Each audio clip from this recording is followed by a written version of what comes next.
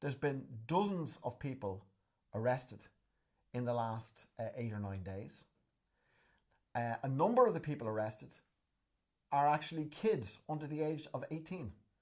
There was a 14-year-old, a 15-year-old, a 16-year-old, a 17-year-old, and others.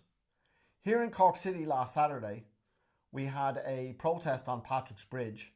There was a number of slogans and chants, as there normally are. The most popular one among the people there, the most popular two, were, "Hey Joni, leave our kids alone," and "Labour and the blue shirts, back off, back off. Back off and get your grubby hands off our kids." That's the feeling that I have, and it's the feeling that people in the anti-water charges movement have on this issue. Of course, there's a strategy at play here. They're trying to intimidate a community that stood up to austerity and an austerity minister.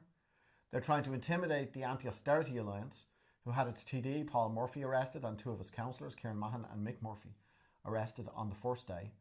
And they're also trying to discredit the anti-water charges movement by associating it in the public mind with criminality.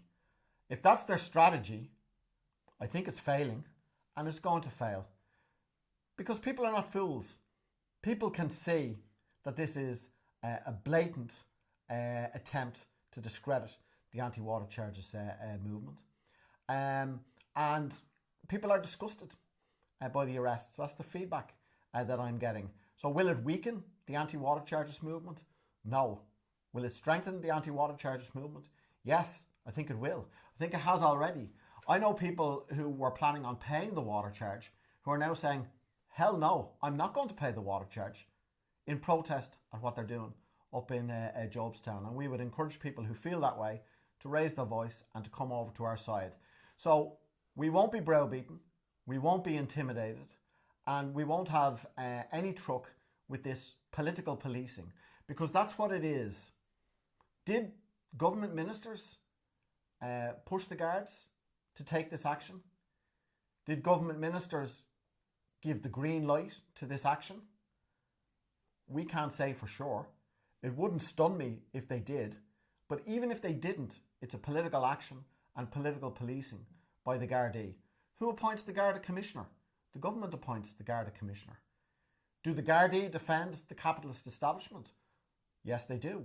We've seen it the way that they've been the enforcers for water metering, for Irish Water and the water charge. So the top brass in the Gardaí defend the capitalist establishment, which has been shaken by the power and the scope of the anti-water charge movement. So whether they got direct orders from the government, whether they got the green light from the government or not, this is political policing and it must end. As I say, we're not going to be broken or beaten or intimidated by arrests of this kind. We will build our movement stronger. We will say, no way, we won't pay, and we will build and organise mass non-payment in communities across the country. And while we do that, we will oppose political policing as well. And you know something? We will win.